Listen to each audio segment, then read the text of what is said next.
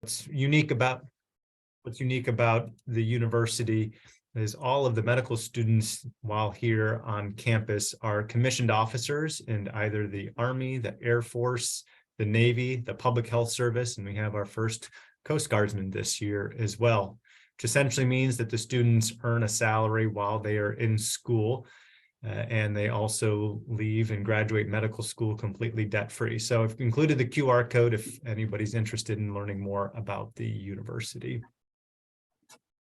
Our objectives today are really fourfold, as you can see on the screen. I will cover the first two objectives, talking about the prevalence of dietary supplement use in the Department of Defense, abbreviated DOD from here on out. And then I'll talk about some of the research initiatives that we specifically have going on here at the university. Andrea will then cover down on the next two, which will be a brief discussion about issues associated with dietary supplements, and we'll spend the majority of our time covering Operation Supplement Safety, which was mentioned earlier today by Dr. Dwyer. So before we look at the prevalence of dietary supplement use, it's important to understand really where these data come from. And as listed on the screen here are the three main sources of those information. The first being the Survey of Health-Related Behaviors, which is led by the Defense Health Agency, and most recently revised and fielded by the RAND Corporation in 2018. The second is the Millennium Cohort Study, which is led by researchers out in San Diego at the Naval Health Research Center. This is a longitudinal study that's been going on now for over 20 years, really designed to explore the impacts of the most recent conflicts in Iraq as well as Afghanistan. And then last is the U.S. military dietary supplement use study. This was a large cross-sectional study that was conducted between December 2018 and August 2019. In all of these studies, dietary supplements are generally grouped into categories based on their ingredients. And the main categories include multivitamin, multiminerals, individual vitamins and minerals, proteins and amino acids, herbal supplements, purported prohormones, joint products, as well as combination or other products. Further, a user has generally been defined as an individual that self-reports using at least one or more of these categories on at least a weekly basis. So what we see here are the prevalence data from the U.S. military dietary supplement use study broken out by service. You'll notice here we have the Air Force, the Army, Marine Corps, and Navy. The newest service being the Space Force was not included, as they were not a service at this point in time, but in future iterations, we'll be able to capture some of those data from the Space Force as well. But really what you see here is across the board, regardless of service, approximately 3/4 or nearly 75% of all respondents of the nearly 27,000 individuals that responded were categorized as a user. Again, someone using at least one category one or more times per week over the past 6 months in the case of this study. Those prevalence data are considerably higher than what we generally see from NHANES data, which we heard about earlier. Is typically around half of US adults report using one dietary supplement in the past 30 days. Similar to the general population, multivitamin, multiminerals were most commonly reported amongst this group. But after the top categories where we begin to see this deviation.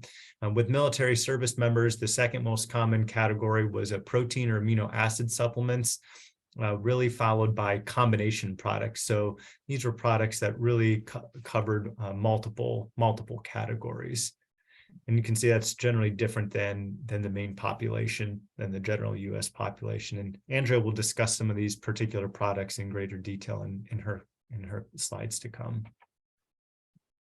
So given that nearly 3 in 4 service members self-report using dietary supplements, I want to talk a little bit about some different research initiatives we have going on here at the Uniformed Services University. So the first project we have is an ongoing project focused on product testing. Specifically, we're interested in testing products for adulteration, quality, and purity.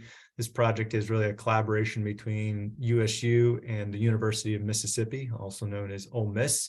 We recently completed a project to explore dietary supplements marketed for brain health as well as cognitive enhancement. These projects were supported by folks from the Office of Dietary Supplements. And I want to talk a little bit more about each one of those in a little bit more detail in the slides to come. And then we'll wrap up on talking about projects that are really targeting on improving the omega-3 status of service members. So over the last 2 to 3 years, there was really a notable increase in the number of questions that we received from service members asking specifically about products marketed for brain health, and really took this opportunity to dive into that space, to understand what some of the common ingredients were, to look into the already existing peer-reviewed literature to understand both safety and efficacy, and then pulling from the Ask the Expert feature on Operation Supplement Safety, purchased, in this case, 22 of these products and had them sent to Ole Miss for testing. And these are really the results that are being presented here. And as you can see, of those products tested, almost 75% of them had at least one ingredient claimed on the label that was not detected, and a further 9 out of 22 products had ingredients that were not consistent with the definition of a dietary supplement. So what this means is, looking at the label itself, there was at least one ingredient in there which would have required a new dietary ingredient notification, or an NDIN, of which there was not one currently available. So I think it really speaks to, in this particular product category, some challenges that folks may face in this space. This project yielded 4 peer-reviewed publications, including a systematic review and recent expert panel recommendation, in addition to several educational items, which we will look at here in the coming slides. The next project was a big interest in immune health products, as you can imagine, over the last 3 years, and emerging from a global pandemic, there was no shortage of questions that would come in on products marketed to either enhance or to boost immune system function. So a similar approach was really used in this space as well, as far as looking up particular ingredients, evaluating safety and efficacy, but also understanding popular trends as far as products being sold, but really then ultimately pulling from the questions that we receive from service members to target specific products that were sold here in the United States that we could go out and purchase and then have tested down at Ole Miss. And perhaps of greatest concern was that over 40% of the products tested had at least one ingredient claimed on the label that wasn't detected. So, and I think this kind of speaks to this piece of consumers may not be fully aware of or what they're purchasing, they may not actually be buying. The results from this publication were very visible, as you can see, most recently from JAMA Open Network article in August. The particular piece already has an excess of 28,000 views. This is an older screenshot, so it's making its way around. The last project has to do with improving omega-3 levels in service members. So data suggests that, similar to the general U.S. population, service members also have low levels of omega-3s, as measured by the omega-3 index. Most of the data out there in the general population has to do with cardiovascular health, but there's some emerging evidence of the role that omega-3s may play in not only physical health and improving muscle recovery and reducing delayed onset muscle soreness, but also in mental health or cognitive function as well. So in the examples listed up here are just 3 places where we're looking to improve specifically that omega-3 index level, whether it's by providing dietary supplements and using an omega-3 index calculator to help personalize a dosage for an individual, looking at improving the menu where individuals eat, whether that's using omega-3 enriched foods such as eggs and various food products that are available, and or making fatty fish such as salmon just more readily available for individuals to consume, or really a combination thereof. These initial studies were conducted with the 3 service academies, the United States Military Academy at West Point, with the Army, the U.S. Naval Academy in Annapolis, and last at the U.S. Air Force Academy in Colorado Springs. We're working on the finite data analysis now and hope to have a publication out here in the coming months in this space. So I'm now going to turn it over to my colleague, Ms. Andrea Lindsey, the Director of Operations Supplement Safety, to begin our conversation about issues associated with dietary supplement use. Andrea? Thank you, Dr. Scott. And I echo his sentiments that we are very happy to be here today to talk with you all about the work we do in the DOD. And specifically, I'm going to cover down on some of the issues that we've uncovered in our work and also give you an overview of the Operation Supplement Safety Program.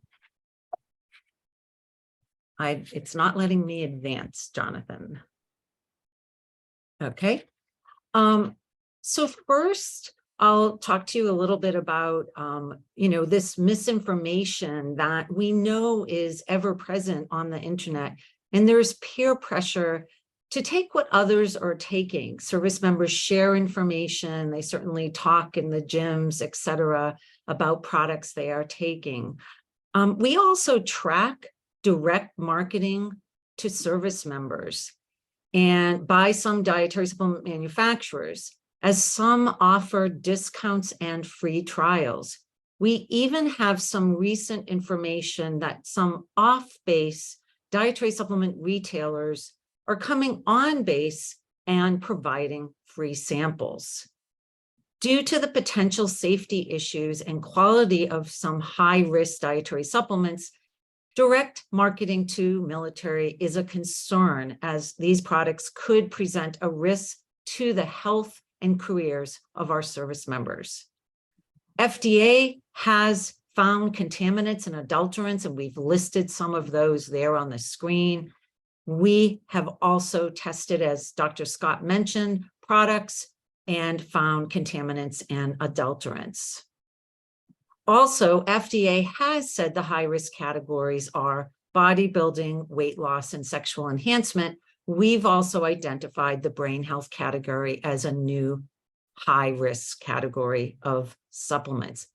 In addition, any supplement that has an ingredient on the Operation Supplement Safety list of DOD prohibited ingredients is considered high risk.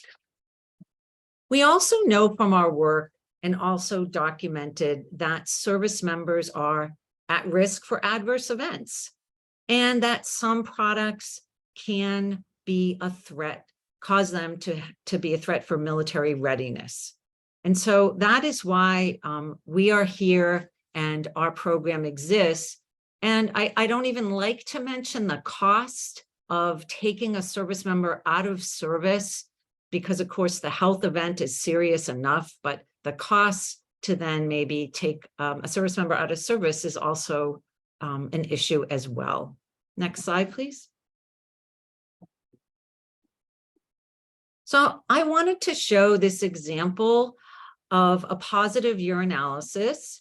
This was a senior officer who contacted us back in 2018 because he tested positive on a drug test. He tested positive for D-amphetamine. He was trying to make weight, and so he purchased a supplement on the internet. Of course, we don't know what's in a product unless we have it tested in an approved lab, and so we sent it to Ole Miss for testing. Next slide, please. This is the picture of the supplement he was taking, and one more click. This is the supplement facts. Now, we could certainly have a discussion about what we see in that stimamine matrix blend. However, we know that we had to test the product to see what caused that positive drug test. And upon testing, it in fact contained L-lysine D-amphetamine. I recently went back to the analysis and read that DMHA was also in the product and not listed on the label. DMHA is a synthetic stimulant not allowed in dietary supplements. So what we have is another example of a case where a senior officer tested positive, was sidelined for quite a few months, and was able to save his career. And we don't even want to talk about potentially what could have happened to his health. Next slide, please. So now briefly, I'm going to give you an overview of the Operation Supplement Safety Program. We refer to it as OPS or OPSS. Next slide. For those of you who are not aware, OPS is the military's go-to program on anything related to dietary supplements. It was back in 2012 that the Assistant Secretary of Defense for Health Affairs said we need a DOD-wide educational campaign on the safe use of dietary supplements. And that was really due to many adverse events and several deaths in the military associated with the use of two products in particular that contained DMAA, a synthetic stimulant similar to amphetamine. And many of you will recall that the manufacturers of those products were claiming DMAA was a natural ingredient from the geranium plant. In fact, we know that it is not. So here we are today, an established program. Next slide, please.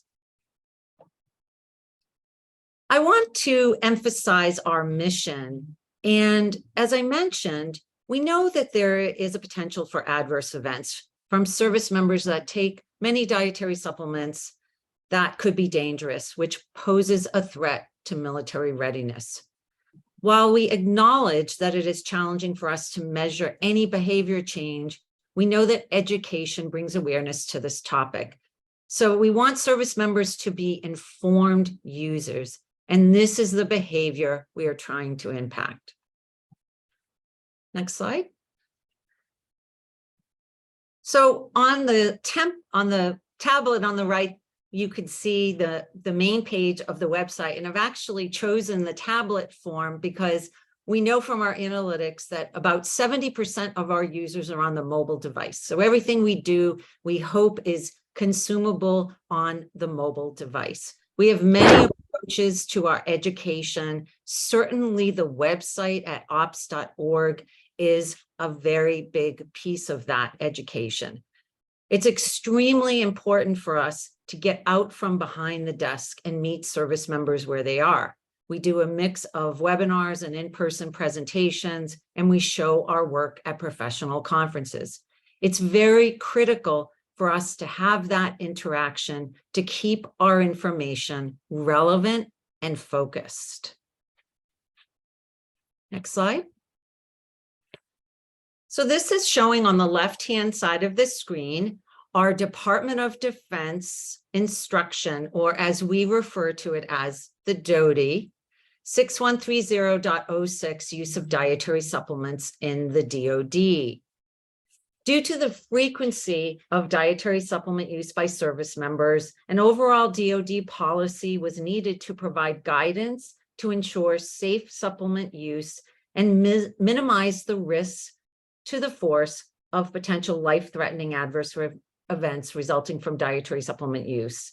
Also, trying to prevent those potential disciplinary action from taking supplements with ingredients on the prohibited list.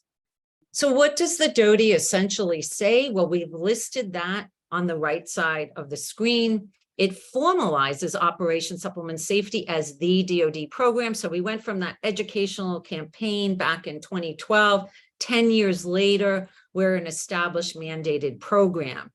It requires education for all service members and anyone who touches a service member. So that's not only our clinical providers, that's anyone who's in the health-related services, health promotion, fitness leaders, strength and conditioning coaches, etc.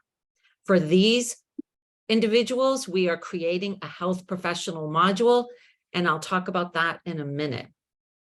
It also mandates adverse events reporting by healthcare providers. This is a topic that is not going to go away for us. In fact, we just answered a congressional request about what DOD is doing with regard to reporting adverse events associated with dietary supplement use. So we're going to be talking about that and coming up with the best mechanism across DOD, and you'll be hearing about that more down the road. It also establishes OPS as the host for the DOD prohibited dietary supplement ingredient list, And I'm going to show you that on the next slide. So there is the landing page of the prohibited list of ingredients. I can tell you, we have gone through several iterations of this. It's very challenging for the IT folks at the Uniformed Services University to come up with an algorithm that accounts for many of the difficult ingredients that have numbers, commas, and dashes, and some of our steroid-like ingredients. So this is where we are right now. And you can see on the right side of the screen that we have over 4,500 terms.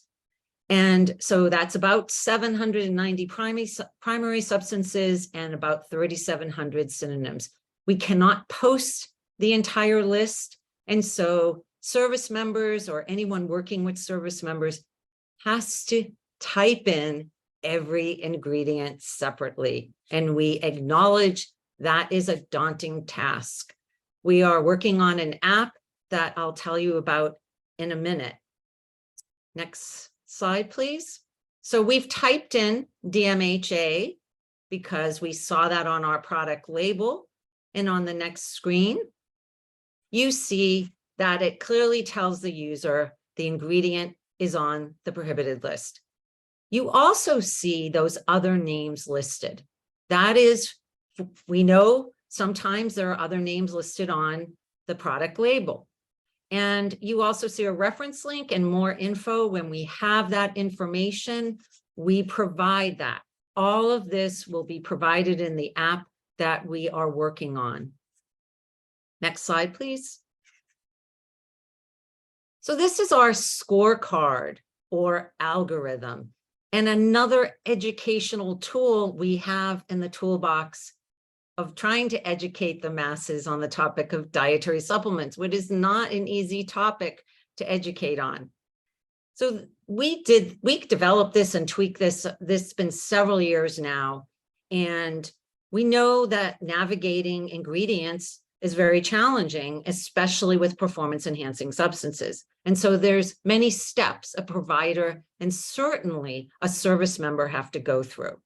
So this is our safety rating tool. You can see that there's 7 questions and they're simple. We think they're relatively simple and they're yes or no. So an answer of yes scores a 1 and no scores a 0.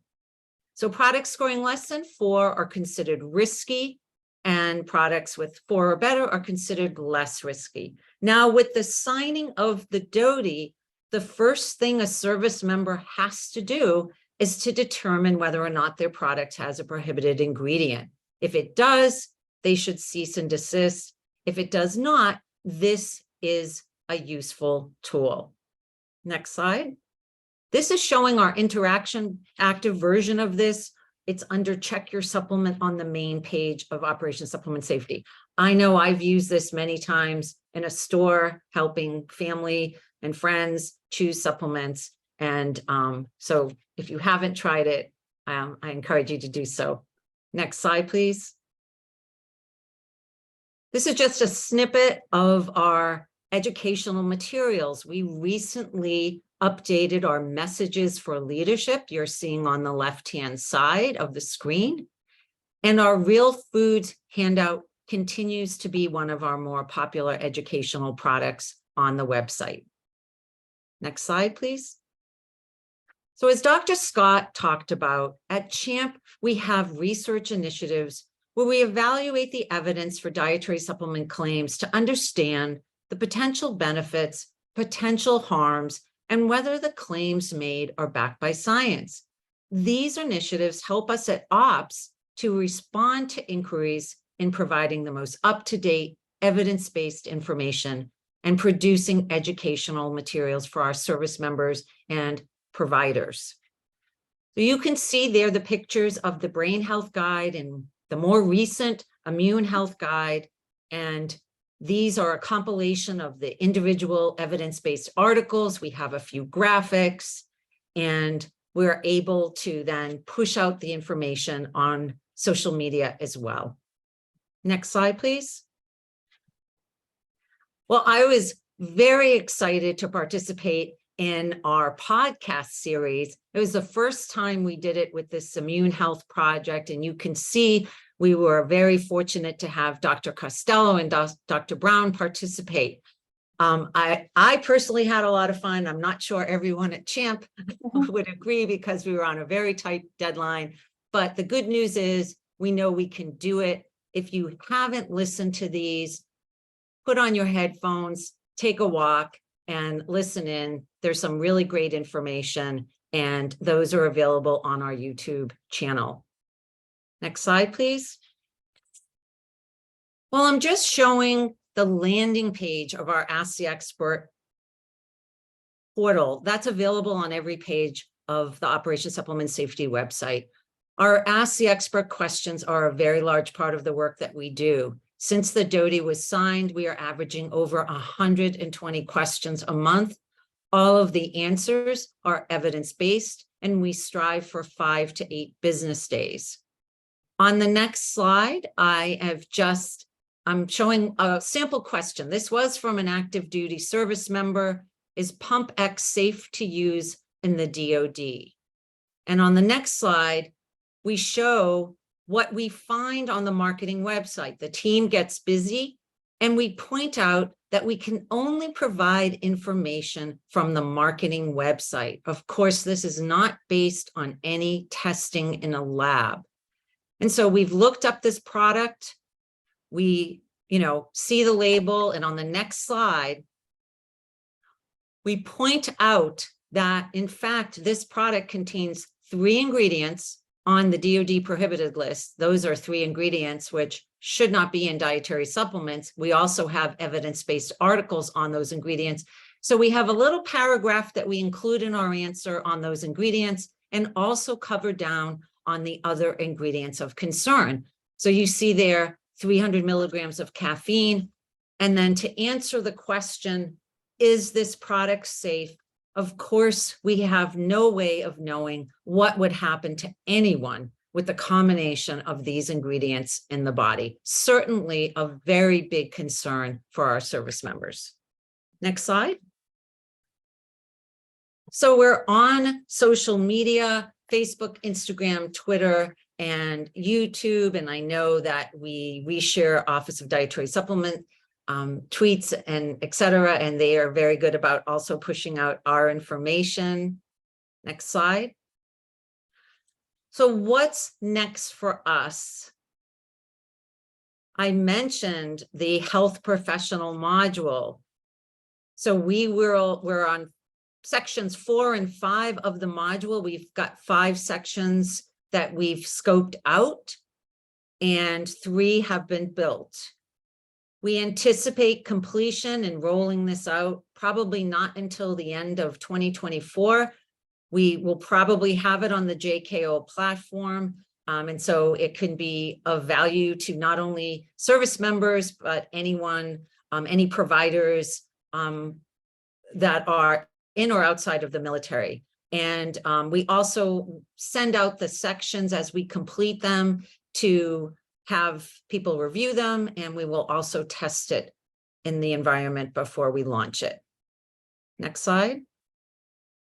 So our ops ingredient database, we started to create back in 2020 for our app. And we also realized that we needed a place to house all of our prohibited ingredients. You can see that we have over 1,500 ingredients now and over 8,600 synonyms. This is actually turned into quite a very large project in and of itself. Our vision is that ingredients will be color coded. We're going to have an expert panel to guide us through this. And hopefully down the road, it will be of use to others in the public and researchers. But certainly for us, it will be very important for our app. And also users will be able to get any warnings or information about potentially problematic ingredients. Next slide.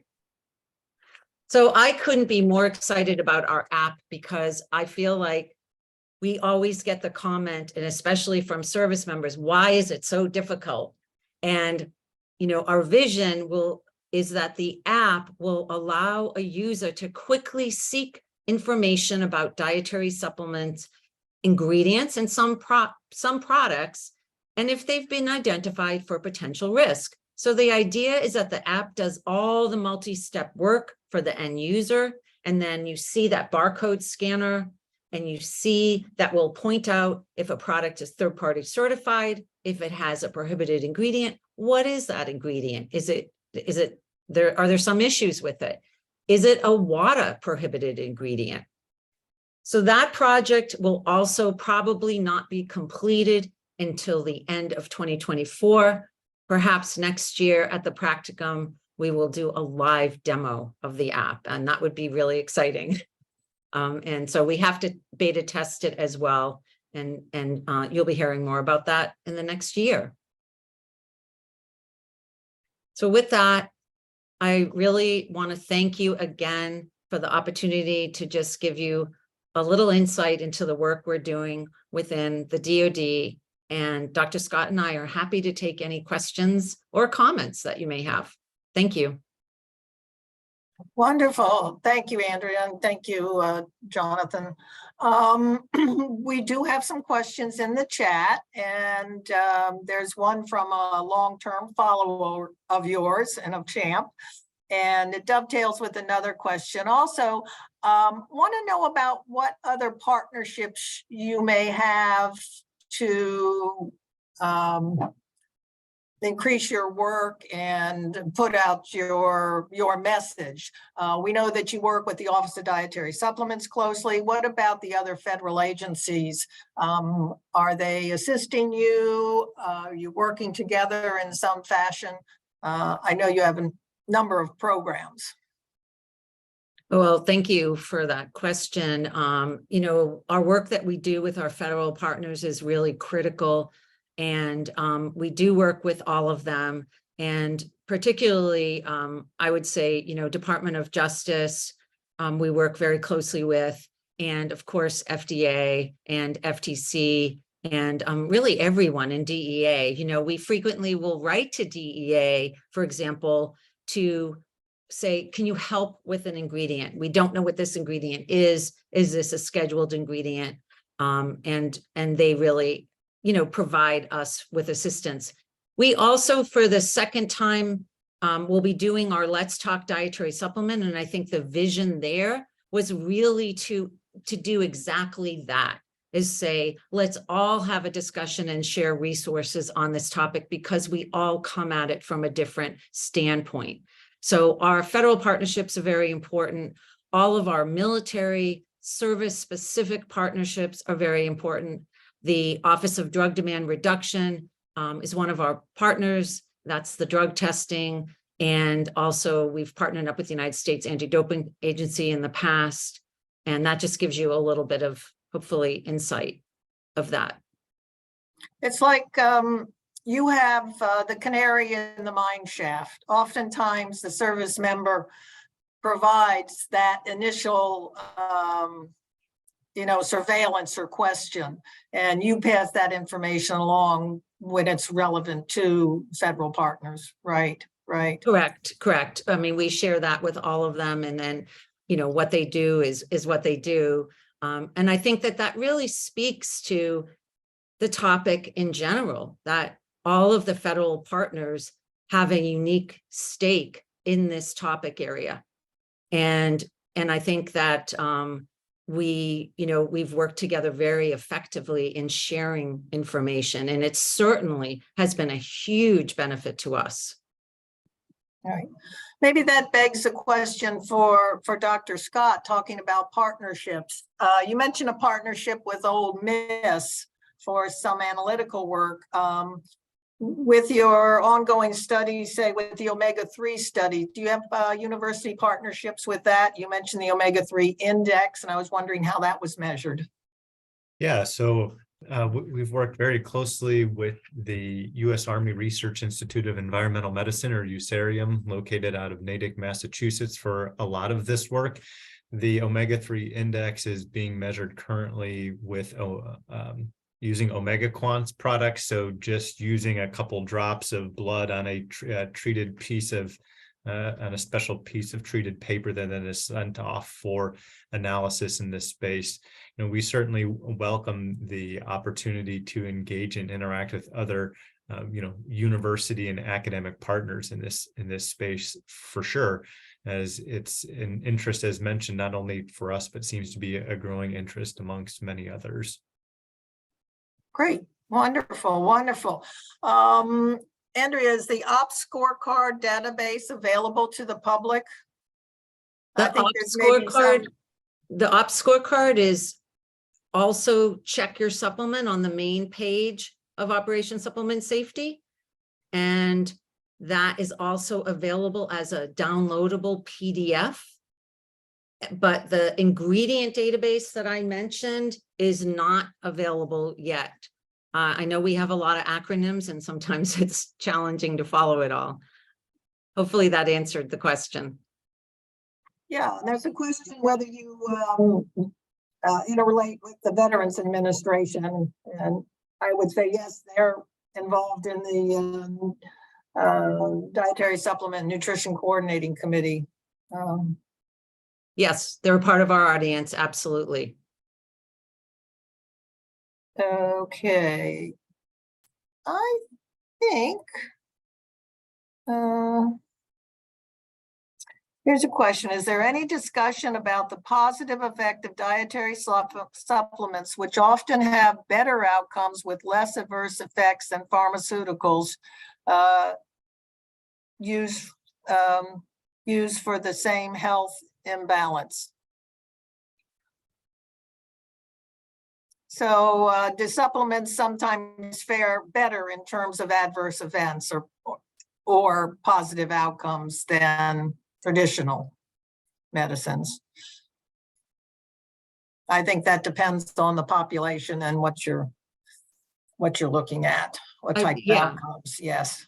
I think go ahead, Jonathan. Well, I was just going to say, at times it can appear that the messaging is doom and gloom, and that's certainly a messaging that we have really tried to pivot and move away from. And as Andrea mentioned, that really the mission of OPS being to highlight informed use. So in places where we know there is safety, when we know there is efficacy, that is really supported by the totality of the available evidence, there are on OPS, info sheets that are specifically tailored in that space to help folks be appropriate and strategic with their use. Say, for example, of caffeine or creatine is just two examples of individual ingredients. I will say much of the education that's happening in that space, it's really challenging to look at individual ingredients, right? Because as mentioned before, so many times they're part of a product that contains any number of different ingredients, and or thinking about the indications with which those products have been studied. A lot of times we don't have the full purview of somebody's medical history and background to be able to see with any degree of certainty whether or not something may be safe or effective in an individual use case, but are certainly working with our next generations of physicians and advanced nurse practitioners at the university, so they are aware of the resources that are available and also how to contact and make connections with us so we can continue this conversation as they move more into that direct patient care role. Great, great. And that leads into another question of how much time do the medical students receive at USU in terms of nutrition/dietary supplement education, and what materials are available to them?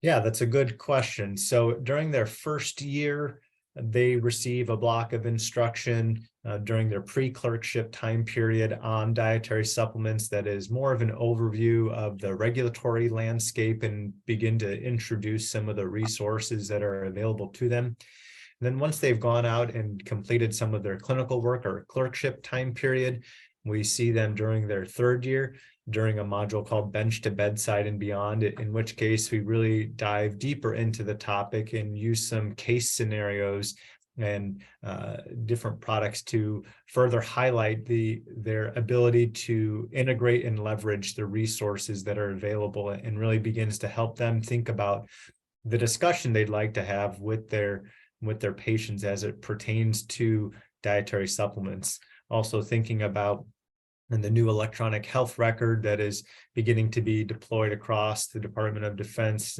MHS Genesis, how those dietary supplements are being captured through a patient's through their patient's history, and then, as Andrea mentioned as well, that reporting of adverse events. And then in their fourth year, there is an advanced clinical rotation specifically focused in the nutrition space, where we're able to really tailor that towards an individual's needs or questions that they have in that dietary supplement space.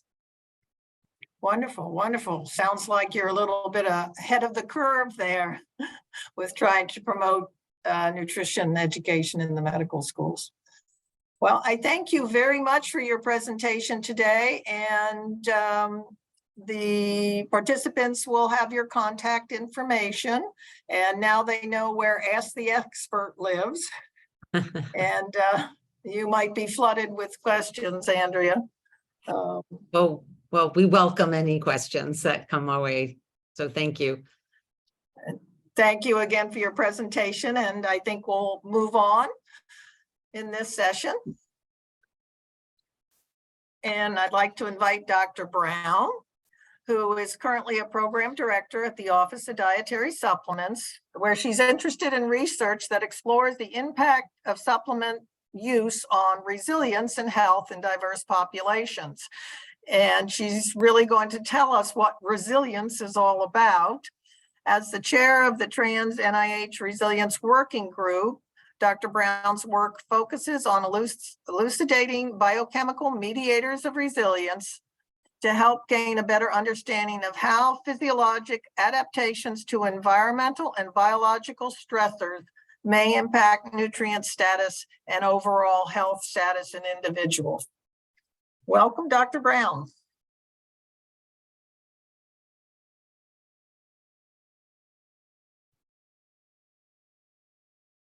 Hello to the attendees of the Mary Frances Picciano Dietary Supplements Research Practicum. My name is LaVerne Brown, and I am the Director of the Resilience and Health Studies Program at the NIH Office of Dietary Supplements. I also chair the Trans NIH Resilience Research Working Group. For this presentation, I will describe the process used to conceptualize, define, and harmonize resilience research across multiple NIH institutes, centers, offices, and also across multiple domains. And I will discuss best practices for the application of the resilience concept and the design of research studies. I hope that by the end of this presentation, you will realize the potential for resilience research studies to be considered an important complementary approach to investigating or understanding health outcomes.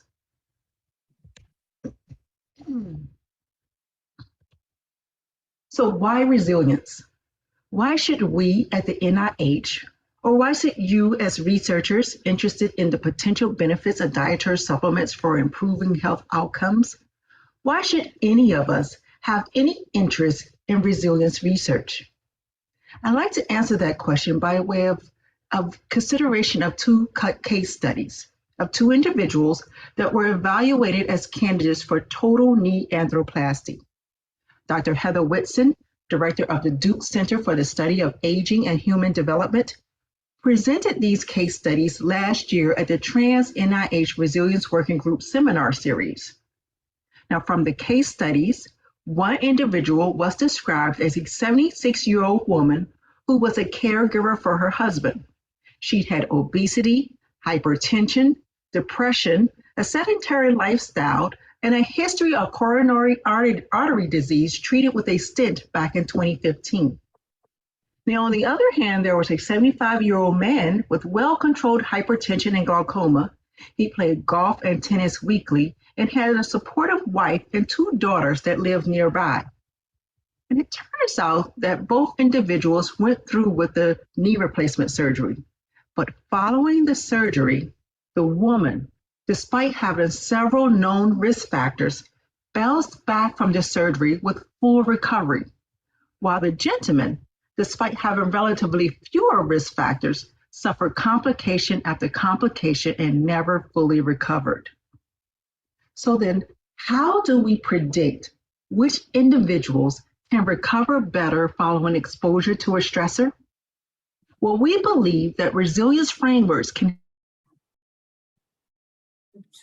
investigations of the mechanisms or factors that allow some individuals to show a full recovery or even growth following exposure to a stressor, while other individuals do not. Another way to think about this is to imagine a castle that appears to have some structural wear and tear. In fact, when observing this castle in a static state, you might describe the castle as damaged or even fragile. But through the lens of a resilience framework, we expect that the real strength of the castle cannot be fully understood until the castle comes under attack. Because when that castle comes under attack, there could be mechanisms that come into play that may allow for resilience that we wouldn't or couldn't know about when observing the castle in a static state. So again, at the NIH, our interest in the science of resilience is to develop frameworks that might help to elucidate those mechanisms, processes, or factors that protect or enhance a system's response when it is exposed to a challenge or stressor. Now that seems like a simple enough task, except the problem is that the term resilience has become a buzzword. We see the word on jewelry, we see it on clothing. There have been several books written on the topic. Some personal care products have the word resilience on their labels. And of course, we often see the word resilience on the labels of dietary supplement products. Now, in 1993, a physician scientist by the name of Dr. Dante Cicchetti warned that this might happen. He stated that resilience was at risk for being viewed as a popularized trend that had not been verified through research. And therefore, resilience was in danger of losing credibility within the scientific community. Now, to address this concern, Dr. Cicchetti suggests that first and foremost, researchers must clearly operationalize their definition of resilience.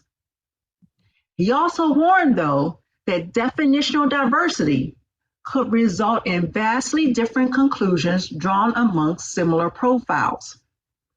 And finally, Dr. Cicchetti encouraged that as the science of resilience advances, specifics on the operationalization of the resilience should be characterized in all research reports. Now, these statements were taken from an introductory manuscript for a special issue publication on resilience in 1993. The objectives for writing this special issue in 1993 were remarkably similar to our objectives more than 25 years later for creating the Trans-NIH Resilience Research Working Group. Now, once the Trans-NIH Resilience Working Group was established in 2019, one of the first activities of the group was to host a forum to develop an NIH-wide operational definition of resilience. Participants at the forum included representatives from institutes, centers, and offices from all across the NIH. Those representatives engaged in presentations of examples of resilience from their own various institutes, centers, and offices. And they also participated in discussions through 2 breakout sessions that included a series of rather intense deliberations.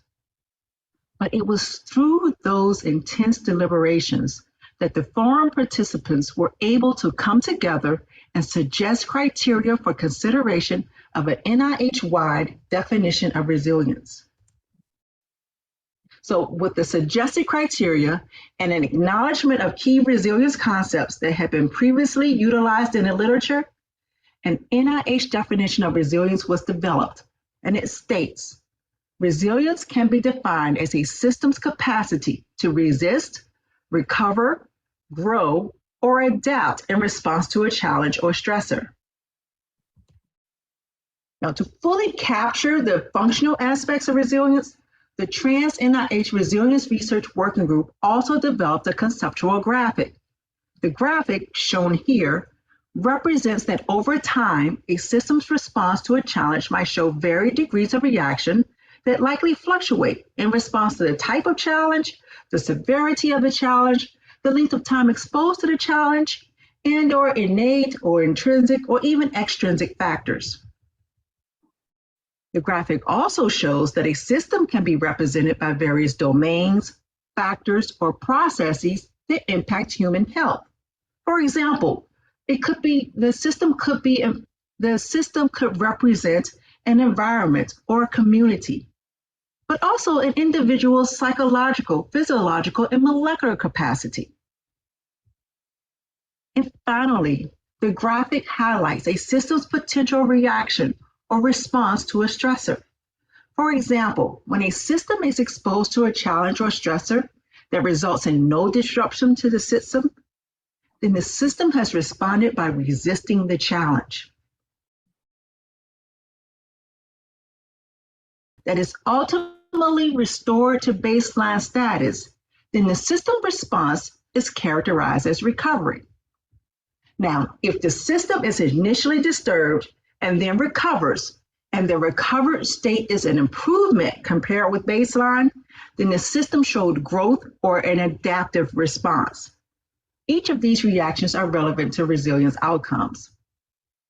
On the other hand, a maladaptive response, which occurs when a system's reaction to a stressor results in a worsened condition compared with baseline, is characterized as diminished resilience.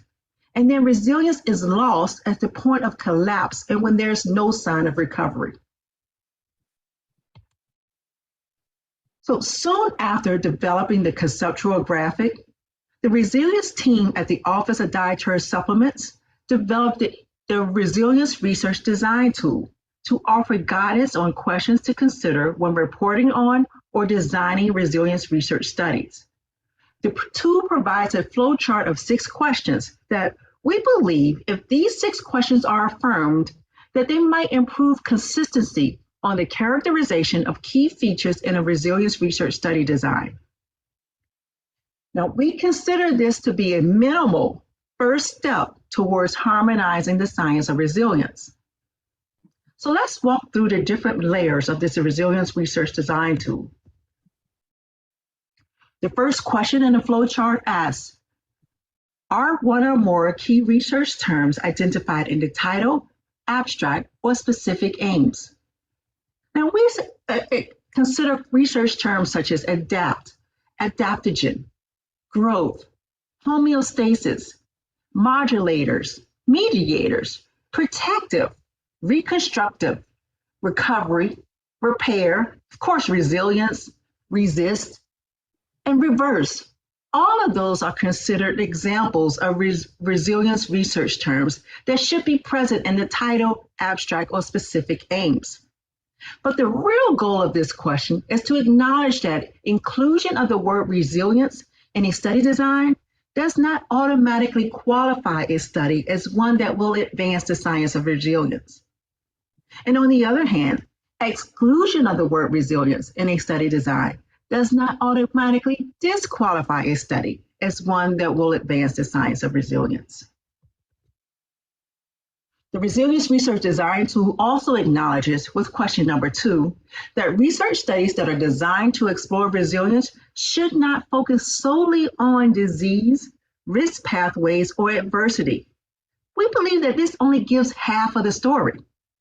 Instead, resilience study design should intentionally target outcomes related to health maintenance, ability to thrive, or preventative or protective pathways. In other words, we believe it's important that we understand and assess a system's weaknesses as well as its strengths. And resilience studies might uncover opportunities to strengthen and or at least maintain or protect those strengths.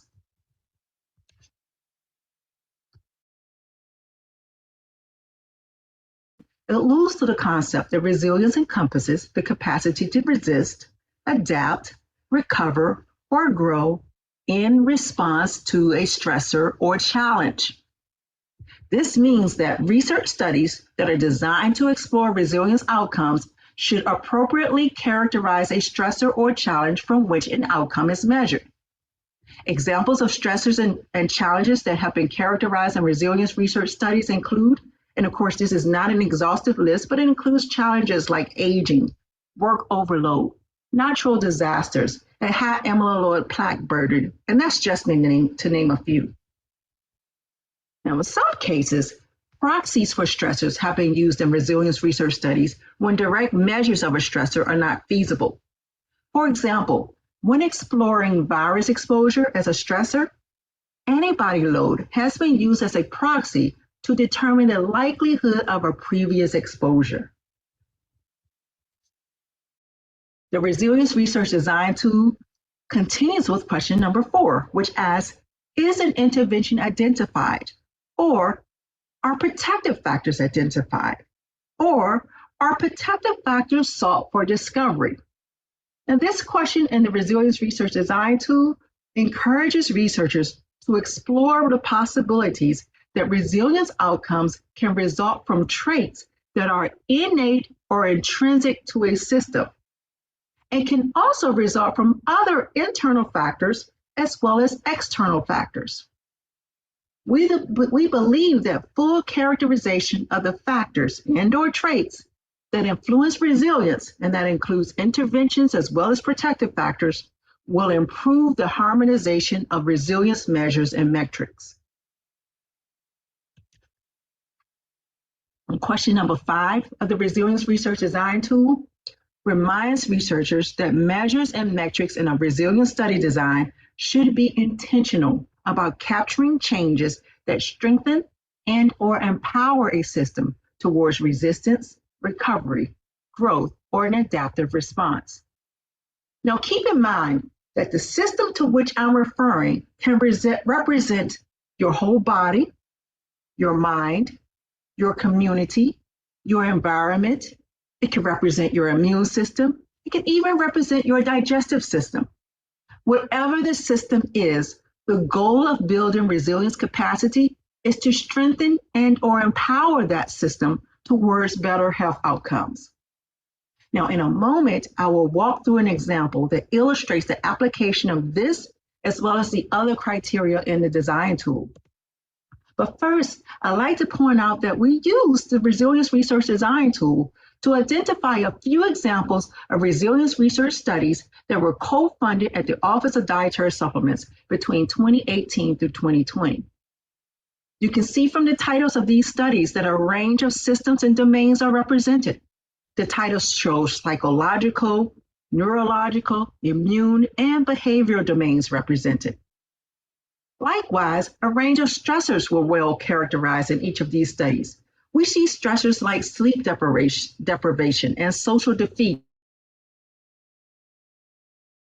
infection, challenges such as aging, depression, psychological impairment, and even respiratory viral infections. And the resilience outcomes explored in these studies include resist, recovery, as well as adaptive responses. As for the actual measures of resilience, it appears that inflammatory signaling, changes in oxidative stress, and mitochondrial function were used most often as markers in these particular select studies. And for these examples, the interventions focused on botanicals and/or dietary ingredients.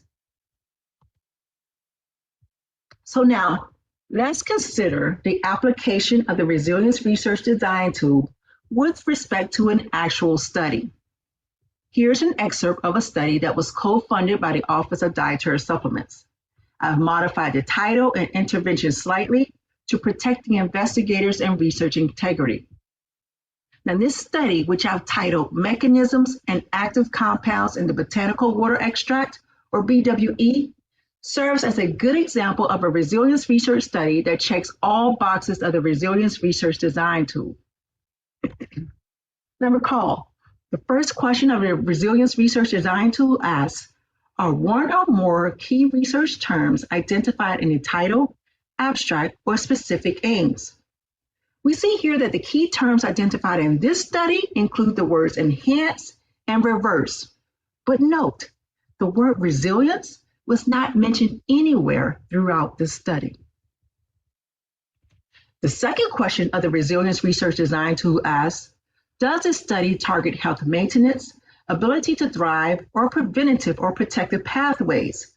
And we see that the investigators use both targeted and unbiased approaches to explore their intervention's protective effects against mechanisms of beta amyloid toxicity.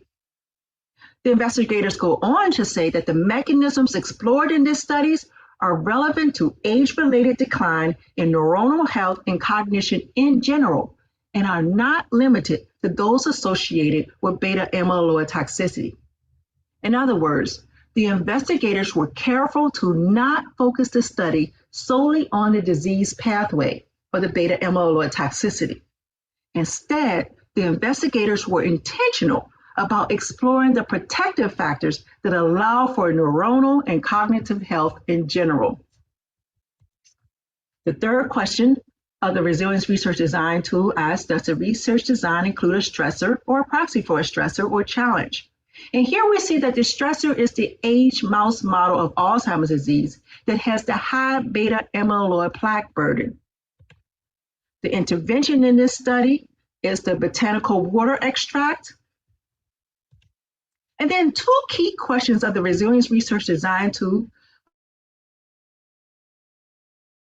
to capture changes that strengthen and empower the system towards resistance, recovery, growth, or an adaptive response.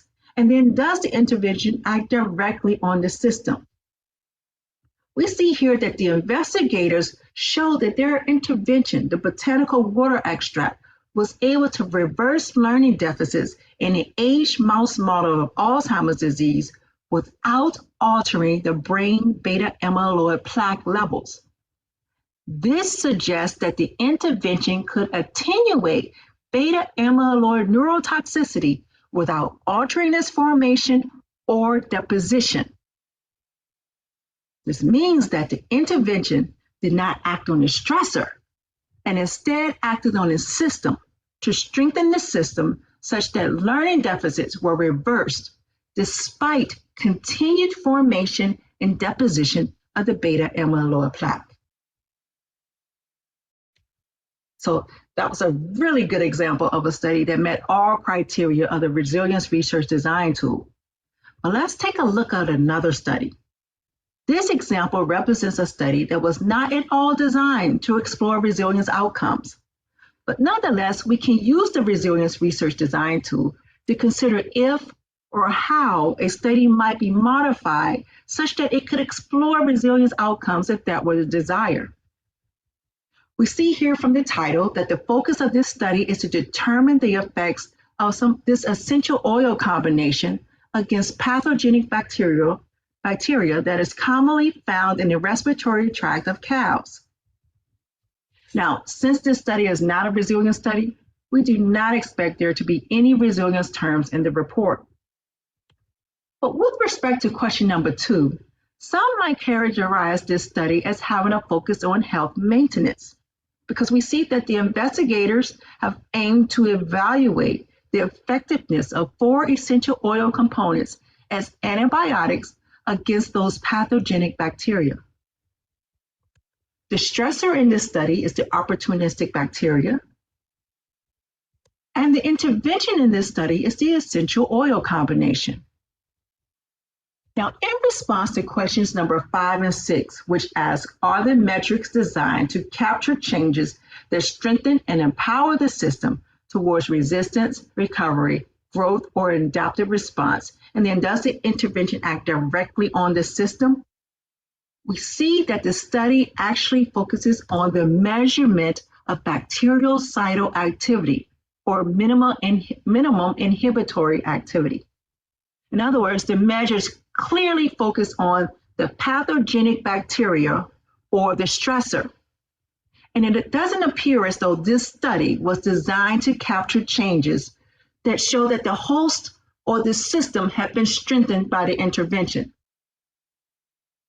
But what is interesting about this study is that the investigators do acknowledge that the combination of environmental stress factors as well as viral infections altered the animal's defense mechanisms such that it allowed for long.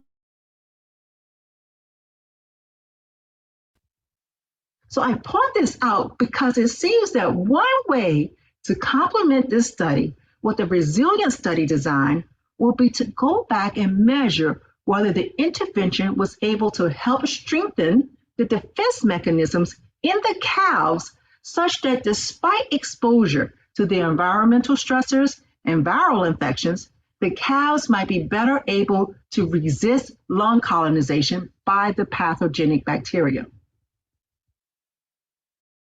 So the take-home message here is that a study designed to explore resilience outcomes might nicely complement a study like this one. And perhaps understanding both sets of mechanisms, understanding pathogenesis as well as resilience mechanisms, together, that understanding could result in greater long-term improvements in overall health outcomes. Now, I will wrap up my examples with this one last study. This particular study is currently funded by the Office of Dietary Supplements. It is investigating a botanical product to determine whether it can help an individual become more resilient to respiratory viral infections, like the flu. And I point out this study because this study is one done in humans as opposed to the animal studies that I presented prior. But unlike a therapeutic or treatment study in a human, the intervention in this particular study does not seek to directly attack or kill the virus. Instead, the study is designed to investigate whether the intervention can help strengthen the immune system. The study is registered on clinicaltrials.gov, and the status was currently listed as still recruiting. They're looking for adults age 18 and older in the Jackson, Mississippi area. So going forward, I am optimistic that researchers in the field are getting closer to an agreed upon definition of resilience. And that's not just at NIH, but I think it's across the entire scientific community. And with an agreed upon definition of resilience, there's the opportunity to better characterize resilience outcomes in study designs and research reports. And along those same lines, there's the opportunity for researchers to agree upon a checklist of some sort when designing and reporting on resilience studies to help facilitate the harmonization of the science. But of course, there are still several gaps. For example, characterizing the magnitude of natural stressors. Natural stressors are different from experimental stressors, which can be controlled for. Natural stressors in a real world environment are very difficult to characterize because in one situation, the stressor might impact system one, whereas that same stressor might not cause any disruption to system two. So then how do we characterize the magnitude of that stressor? Similarly, how do we characterize the magnitude or significance of intrinsic protective factors? Again, protective factors that are innate to a natural system.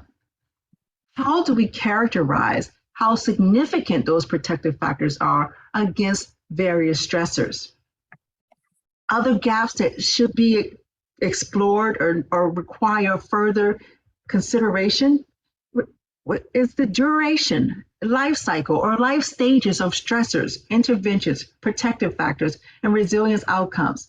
In other words, at what point in a system's life cycle or life stage would the intervention be most effective, or would the protective factors be most protective?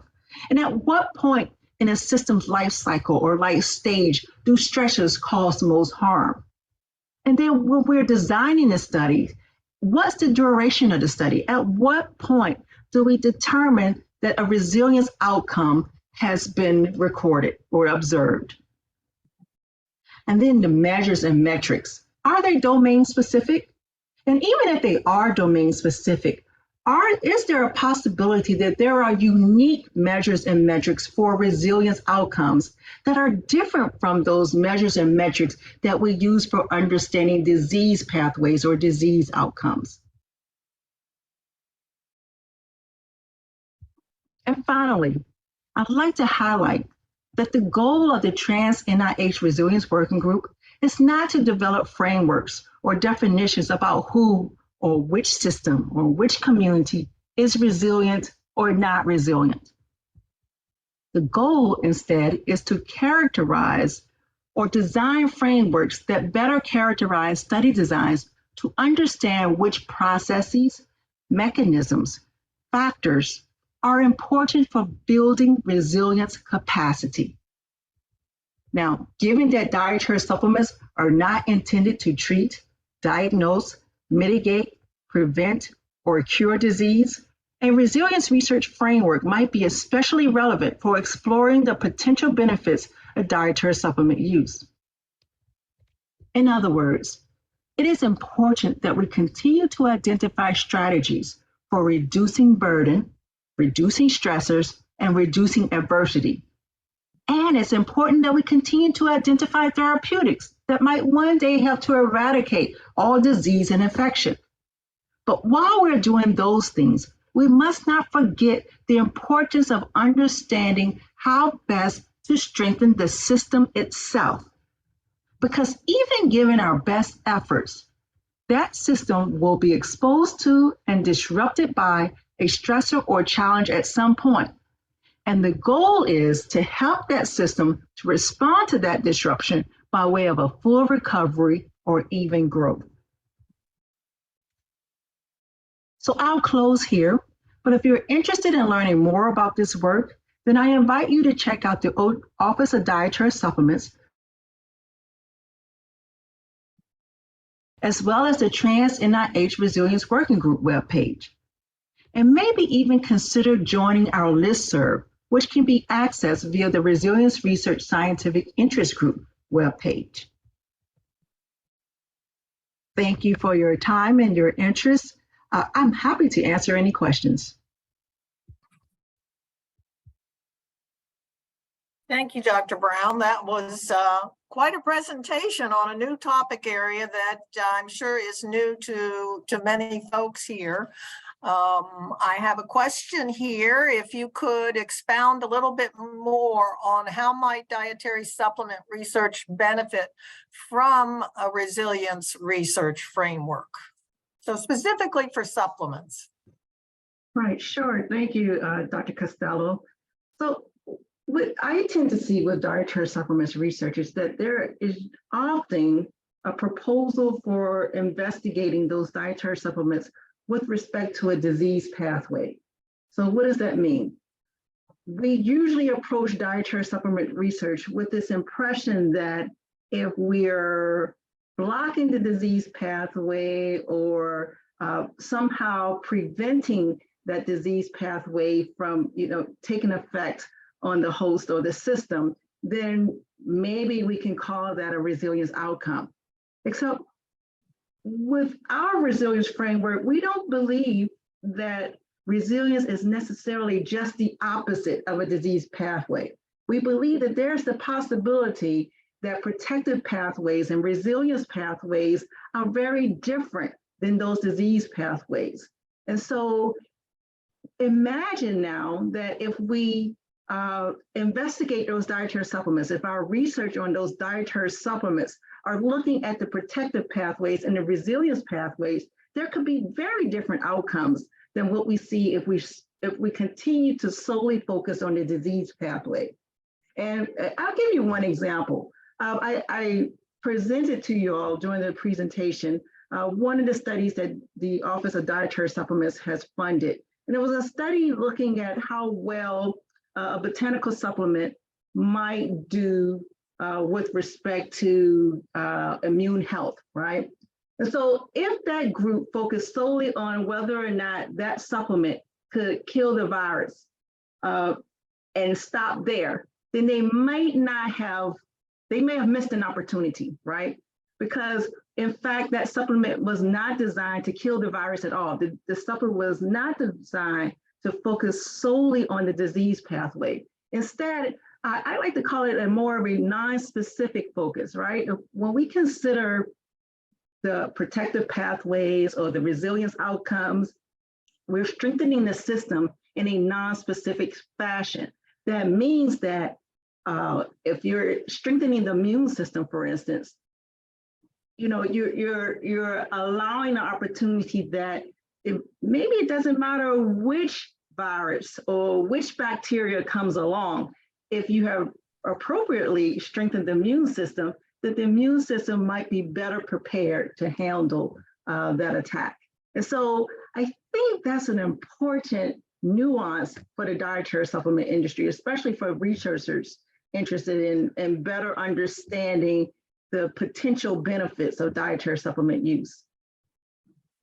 Good, good, thank you. That sort of dovetails with an earlier question, and I think you answered it in part. You mentioned that inflammatory signaling was a frequent indicator for resilience in several of our studies. However, if a supplement positively alters inflammation, that could be considered a drug claim. But I think you had the explanation for that. Yes, that's right. Thank you, Dr. Costello, and thank you for that question. That's right. So I think if we consider the fact that dietary supplements can have non-specific actions on a host or on a system, then perhaps we're getting away a little bit from the drug claim. I can say that the researchers that were working on that particular project were able to satisfy any issues with respect to drug claims on their study. So I think that opens up a nice opportunity for dietary supplements research, because we've already kind of considered the fact that dietary supplements might have more than one health benefit or more than one outcome, except we have been focusing very often on the research studies on a single disease pathway. Or even if we're considering multiple pathways, they're usually disease pathways.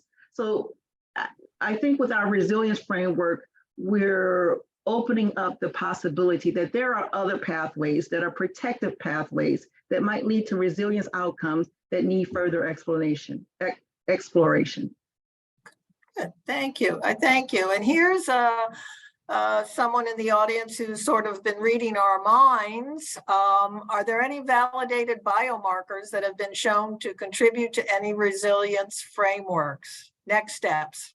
Yes, that's our next steps. And that's exactly what we're hoping to explore next with our collaborators at CHAMP, the Consortium for Health and Military Performance. We have already, as you've seen Andrea and Jonathan mention, we've already been collaborating with that group on understanding immune health, right? So now we do want to take it to the next step. We want to say, what are those real measures or markers for resilience? Because just as I mentioned that I believe that there are different pathways for protection that are not necessarily opposite the disease pathway, I also believe that there might be unique markers for resilience. And so the first thing we want to do is comb the literature and see what's out there. I mean, I could kind of mention what I've seen so far, but I'd rather wait until we've had the opportunity to really dive into the literature and see what's out there and really understand whether or not scientists are allowing for the possibility that there might be new and different indicators for resilience. Good, good. So we're looking forward to working on that together. Another question is, how might individuals learn more about the science of resilience? Thinking of the exercise that we've just been through in the last year and the publication in Stress and Health. Right, thank you, Dr. Costello. So Dr. Costello and Andrea and Jonathan mentioned the exercise we went through this past year, where we have a podcast in collaboration with the folks at CHAMPS and OPS where we talk about resilience outcomes with respect to immune health. And then we also talk about the complementary areas for resilience outcomes and whole person health. And that was done in collaboration with the folks at National Center for Complementary and Integrative Health. But then I'm also asking for participants to keep your eyes open for an upcoming special issue, a special supplement on resilience research at NIH. There are 2 articles that have been published already, the introductory as well as the summary for that special issue, and then a few other articles. The special issue is expected to have about 10 articles in total, highlighting some of the resilience research that's been done already at NIH and the approach that we're using for combing through that literature. And several of those are already available online, but just stay tuned for the whole issue to become available and hopefully serve as a great resource for investigators going forward. Great. That's wonderful. Well, I think we've exhausted our questions here. And I think folks listening have a better idea of resilience in the framework of nutrition and dietary supplements. And it's a very nuanced area. And I know you've been working with it for several years, and we've gone back and forth on a lot of different aspects of resilience and nailing down that definition, which the institutes and centers aligned with. So congratulations on all your work. And thank you, Dr. Costello. And I think we'll close the session today with that. And just give a reminder that to use the web link, the standard full session web link that you received in your email earlier when you sign on tomorrow morning at 11 o'clock for session 3. So thank everyone for their attendance. Thank you. And we'll see you tomorrow. Tomorrow at 11 a.m. Eastern time. Thank you, everyone.